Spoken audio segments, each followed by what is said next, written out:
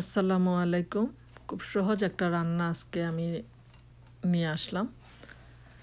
সহজ বলতে একদমই সহজ, করলা দিয়ে আর সব ধরনের সবজি দিয়ে, সরিষা বাটা দিয়ে।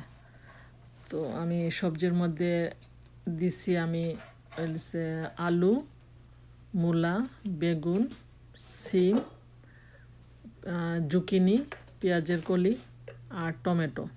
তো এখন তো শীতকালীন সময় অনেক ধরনের সবজি পাওয়া যায়। আমরাও আল্লাহর রহমতে অনেক ধরনের সবজি পাই, বাংলাদেশ থেকে আসে। আর আপনাদের ঘরে যে যে সবজি থাকে যে কোনো সবজি দিয়ে রান্না করতে পারেন, এটা কোনো বিশেষ কোনো নাই। তো করলাতে অনেকে মনে করতে পারে এটা হয়তো তিতা লাগবে, আসলে একদমই তিতা লাগে নাই। আমি তিতা করলা দিয়ে রান্না করছি। সব সবজি দেওয়াতে করলার তিতাটা চলে গেছে। আর আমি করলাটা আমি অনেক পছন্দ করি, আমার খুব পছন্দের একটা তরকারি হয়েছে করলা। তো মশলার মধ্যে আমি দিছি কাটা পেঁয়াজ, কাটা রসুন আর একটু হলুদ আর সরিষা বাটা দিয়ে সরিষার তেল দিয়ে মাখাইয়া বসাই দিচ্ছি। আর ঝালের জন্য আমি কাঁচামরিচ দিচ্ছি, এটার সাথে কাঁচামরিচই যায়। তো যে যেভাবে ঝাল খাবে সেইভাবেই দিবে। আমি একটু ঝাল ঝাল রাখছি কারণ আমার একটু ভালো লাগে ঝাল ঝাল, আর কাঁচামরিচের স্মেলটাও কিন্তু অনেক সুন্দর আসে। আর একদম সহজ রান্না, খুব তাড়াতাড়ি হয়ে যায় রান্নাটা, এবং হেলদি একটা খাবার।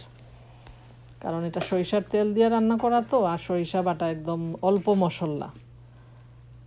তো নামানোর আগে একটু ধনিয়া পাতা দিয়ে নামাইয়ে ফেলতে হয়। ট্রাই করে দেখবেন, আমার কাছে তো খুবই ভালো লাগে, আমি প্রায়ই রান্না করি এবং সব ধরনের সবজিও খাওয়া হয়, এবং আমার খুব পছন্দের একটা রান্না এটা। আপনি ভাত দিয়ে না খাইতে চাইলে এমনও খাইতে পারেন, হেলদি একটা খাবার এটা, যে কোনো কেউ রান্না করতে পারে। এটা অল্প সময়ে এবং সহজ একটা রান্না, তো ট্রাই করে দেখবেন। আমি